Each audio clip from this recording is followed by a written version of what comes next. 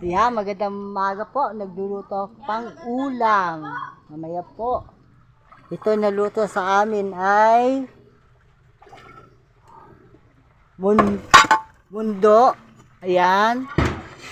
Yan po. May kalabasa. Nahalo ko na siya. Ayan.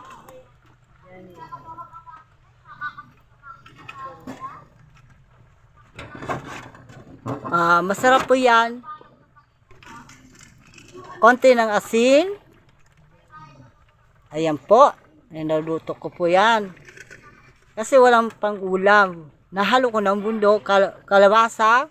Ayan, masarap po yan.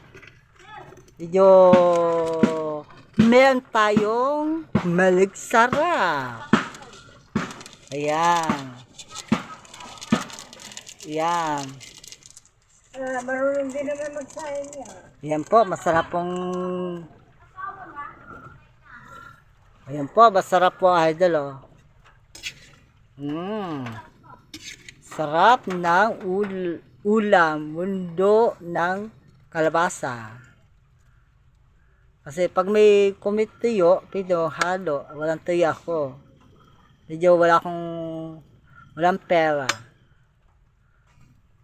Yan. Tikimin natin kung masarap ng sabaw.